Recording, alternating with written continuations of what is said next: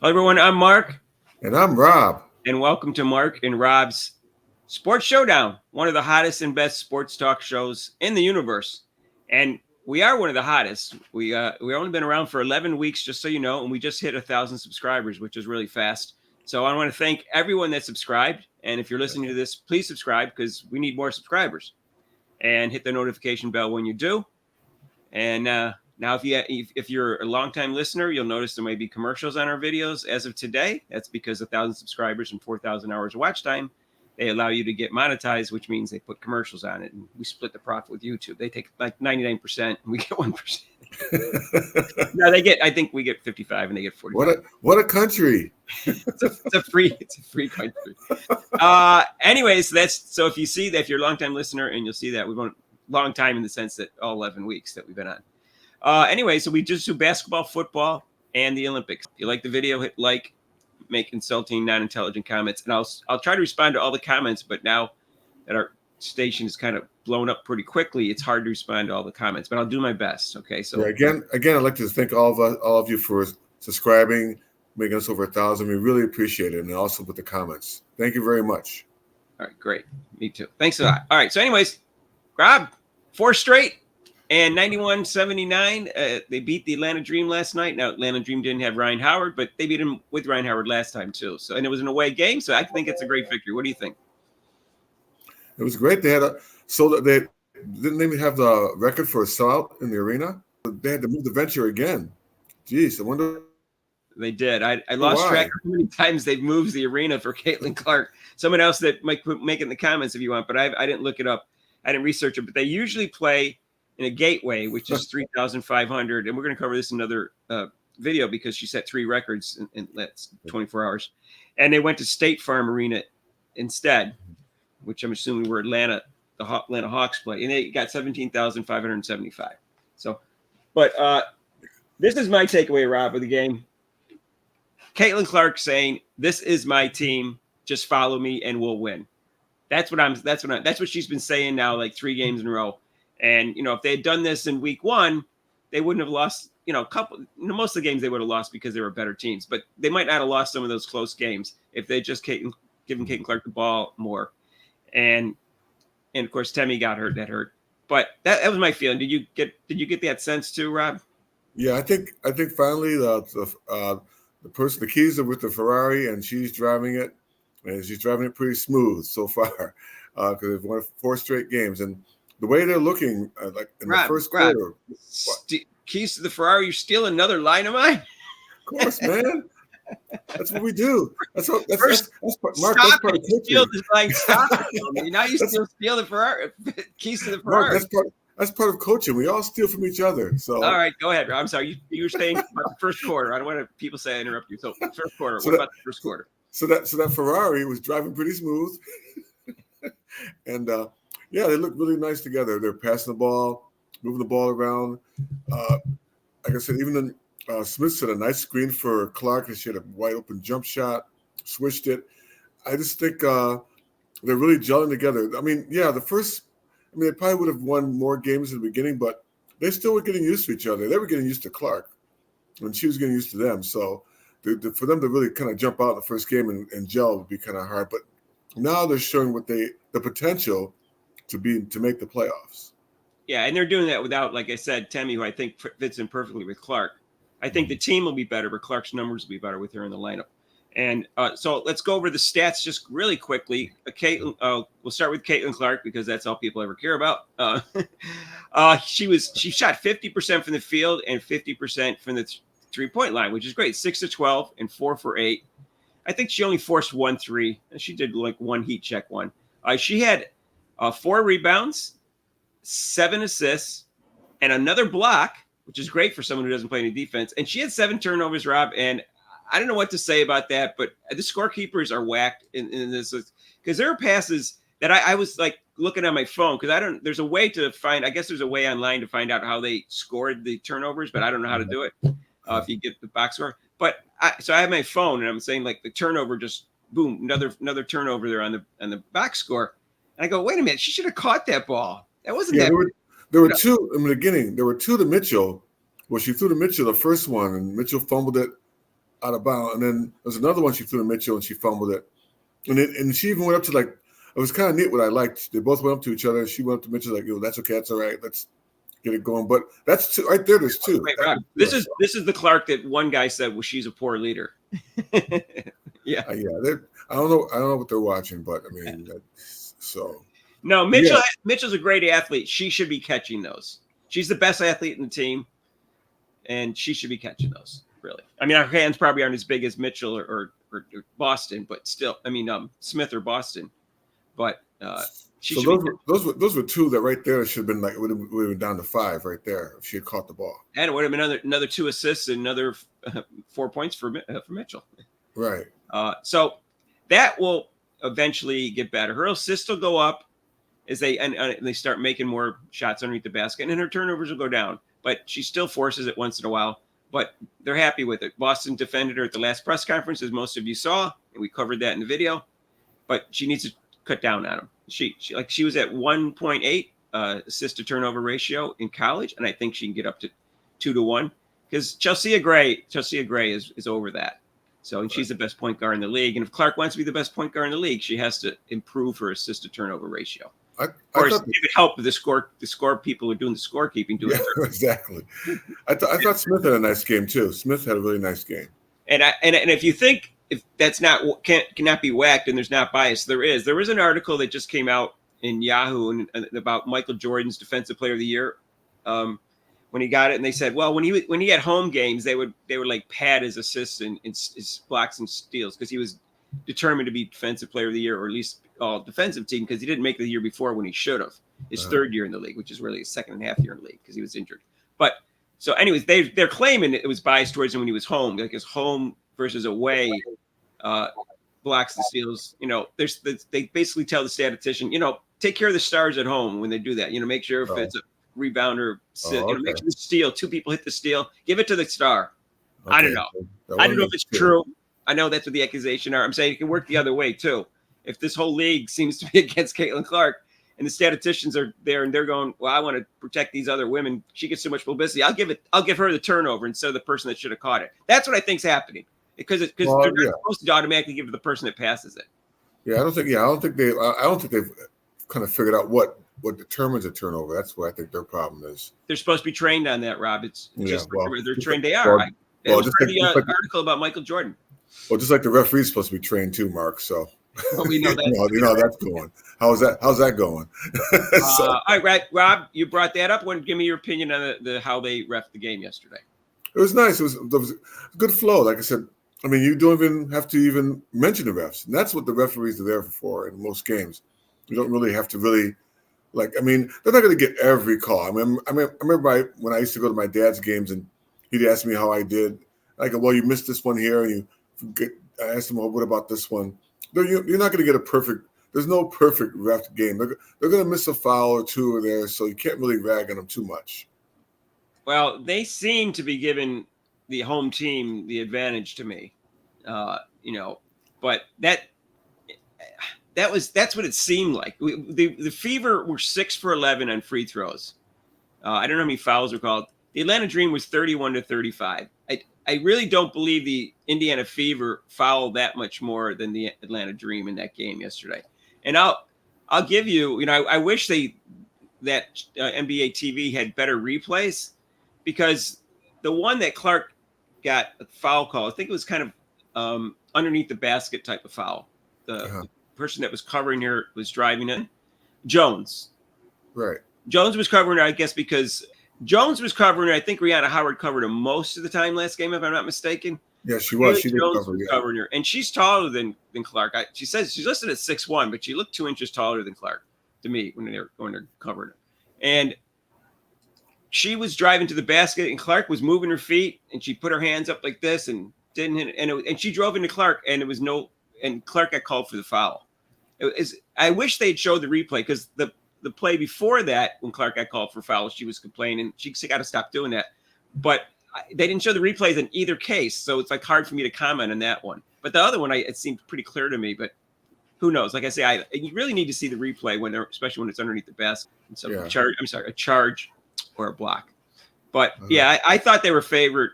I thought they got the home court advantage refs yesterday. Not anti-Clark necessarily. I just thought they got too many calls. Maybe they were being more visible because they were clutching and grabbing and holding Clark. Jones was, and there was an instance where she literally grabbed Clark's arm right in front of the refs. Clark pushed her arm back, and they called a foul. Yeah. They called a foul on Jones, and the coach for Atlanta went ballistic. Talking about, she grabbed her arm first. Yeah, it's pretty obvious. I don't know. The announcer said, I think she's just trying to get her team riled up because they're losing badly. But why not challenge one where like there's some doubt about whether or not the call should have gone your way? Yeah, when it's an obvious call like that, what are you going to jump up for? Is it like going to look around? Oh, by the way, the refs' colors weren't they mostly white yesterday? I didn't look, Rob. I try not to look. I think they were. I think all three of them might have been white. I have to look into it. I said it was a home team advantage. I think Atlanta got the benefit of the calls. But be that as may, got to try and keep the white woman down. Yeah, well, it's your own people who are doing that now with yesterday's game. My people. My Packers, my people. All right. Anyway, we're just joking. All right. Guess what? I thought the team looked great overall. The defense is still inconsistent, obviously. Yeah. And I think that once they get the defense down, the offense is gelling. So it's the defense now. And Smith just doesn't play good defense, I think, consistently. Yeah, it's like I said, I'm waiting for what's happening Sunday. That's what I'm waiting for. I'm waiting for the rematch. Video coming up about Sunday's game. Yeah, it's 4:00 on Sunday. 4:00 on Sunday.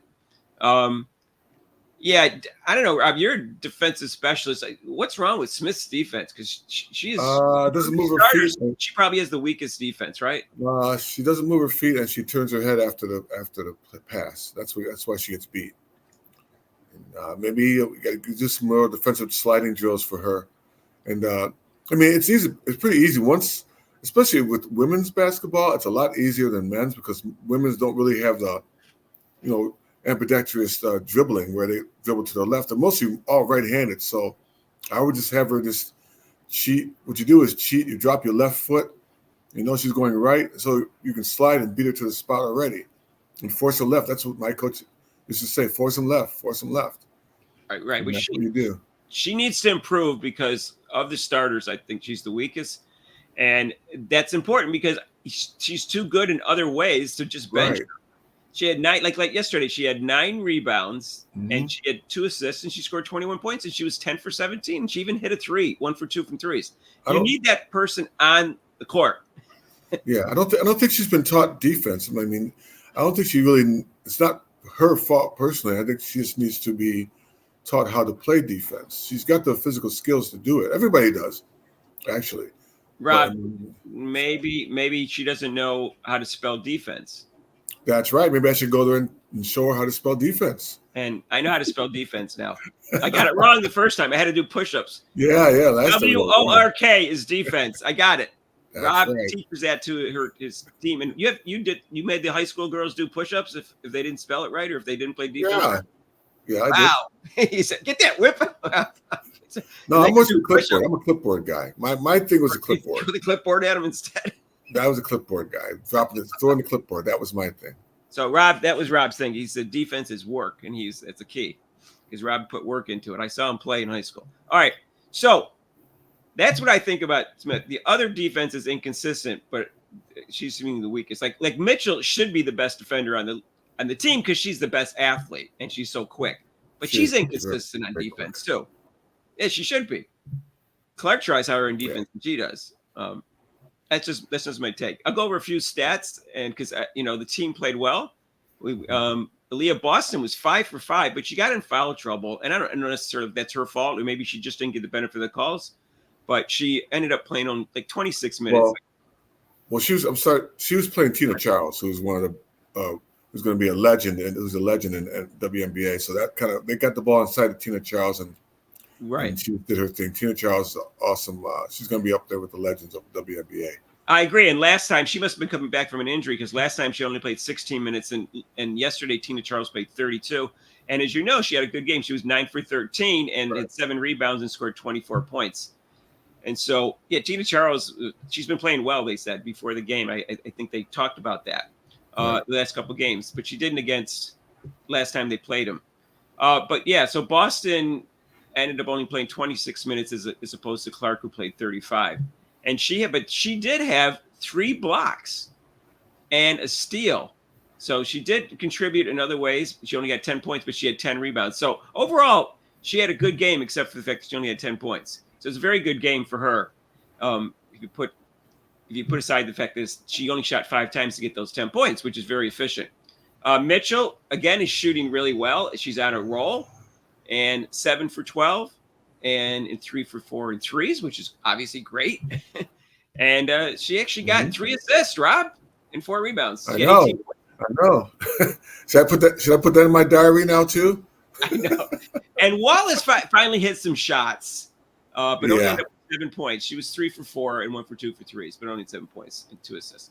But I don't think she's a starter material, and I am convinced that Hall should start instead of her because she plays better defense. Hall's a little quicker and has longer arms, but Hall only got 11 minutes yesterday. Why is that? Yeah, I was weird. She came in and she was playing well.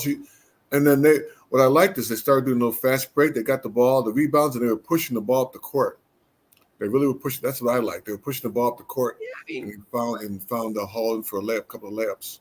Yeah, she got a block, and she was 2 for 4. She scored 5. But I don't know why she got 11. Wheeler's on a max contract, is my understanding. She gets paid like $250,000 a year because she's on a max contract. She's been in the league for like 9 or 10 years, and I don't know if Coach Sy says, well, I'm going to play her. She's getting paid $250,000 a year. Caitlin Clark, by the way, is making $75,000 as a rookie. But Wheeler doesn't deserve 24 minutes. I'm sorry. She looks, I don't know. She just runs around sometimes, not knowing exactly what to do team concept wise. That's just my impression. She comes in just like a relief, just a little relief to give some time rest for the Clark and some other guard players. That's about it. But as far as that's her role. She's one of those role players. That's all she does. That's all you're gonna get out of her. If she makes a couple of shots, which she did, that's 2 points. That's more than you think. So, right. She had 5 assists though. She did have 5 assists. No, I'm not saying she's not a good passer. She's the second best passer on the team, but she's also the only other point guard really in the team. So she should be.